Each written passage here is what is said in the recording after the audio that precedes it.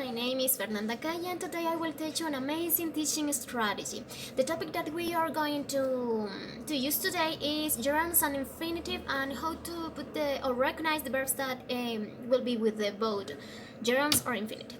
So the name of this amazing teaching strategy is the decision-making wheel.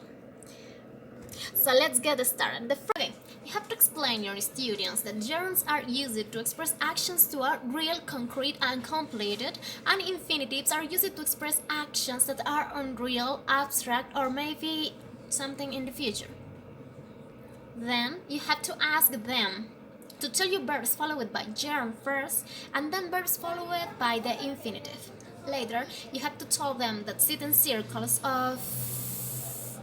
in groups of 4 students each one. Your students have to be understood about the topic that is gerunds and infinitives so they can continue learning and practicing this at a time. So once that you told your students the difference between the gerunds and infinitive and in their uses, so this will be the next part of this teaching strategy.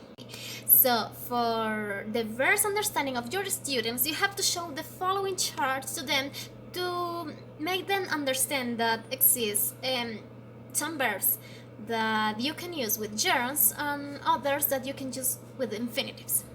You could show this. Here are some of the most common verbs that are usually followed by the gerund, and here you have the list. And here are some common verbs followed by to and the infinitive, of course. This will help them to understand. And I don't know if memorize is a good option, but of course to practice. For this reason, the next teaching strategy will help your students a lot. The next thing, you have to write on this kind of papers the name of fairy tales that usually your mother or your dad told you when you were a child. For example, Caperucita Roja, Pinocho, Mulan, something from Disney. And you have to roll it and call one of your students to pick up one. So, student, choose Caperucita Roja. And the next thing you have to do is tell them that you will write the first sentences related to this fairy tale, and they have to continue with the story. This is the first sentences that I wrote for them. In this case, Caperucita enjoys collecting flowers in the forest. So the main verb is enjoys and the gerund here is collecting. So they have to go to the spin wheel that I will show you right now. You can find this wheel on wheeldecide.com, so you can download this for your classes. And you have to tell your students to push the center of the wheel like this, and the wheel will start spinning around and we'll select a verb. Okay, let's get wait. So the verb is want. So they have to continue this story with this verb. The verb is want. So they have to continue writing a sentence related with this verb and using the gerund or the infinitive. In this case, Caperucita wanted to visit her grandma. So they are using here the infinitive and here the gerund, and they have to know the difference between the two. So this is a good strategy to practice and to have fun at the same time. To pick up the next student that will spin the wheel, you have to use the common method that is called tingo tingo tango. So you, as a teacher, you will close your eyes and we'll pass the marker between your students. So when you say tingo tingo tingo, they have to pass the marker, and when you say tango, the student that will stay with the marker will be the next to participate in the spin wheel. So for example, tingo tingo tingo tingo tingo tango, and one student pick up the marker, so he has or she has to go to the board and click on the button. Here we go again. The next student will spin the wheel, and the next verb that he or she will use is plan. So the verb is plan.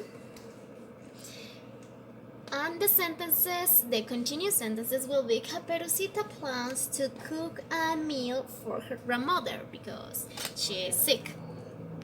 So you repeat the action like tingo tingo tingo tango, and you will choose another student, and you will continue spinning and spinning around the wheel again and again and again to practice and to help them to understand the difference between the infinitive and the gerund.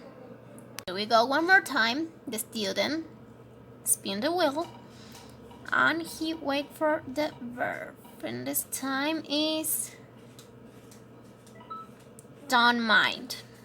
So once your student made the difference between the verb that actually wasn't the spin wheel, in this kind is don't mind, and they have to understand that later or after don't mind they have to use a gerund. In this case, Caperucita and her grandmom don't mind spending hours and hours in the house. So this will be the sentences brought by one of your students. So they can continue spinning the wheel and later writing a sentences using the infinitive and the gerunds at the same time. Later, you can stop this activity and start from the beginning. You have to call one of your students to choose one paper, and for example, someone of them choose Pinocho, and you have to start with this strategy again.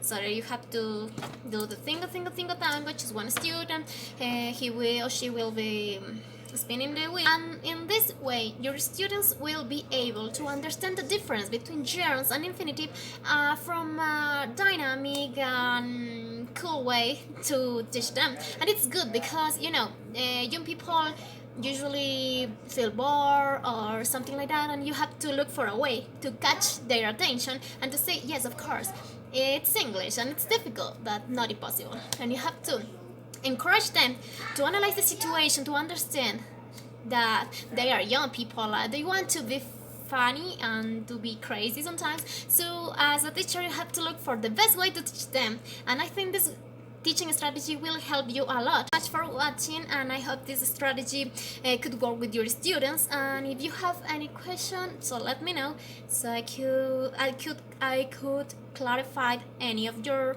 thoughts. And thank you so much.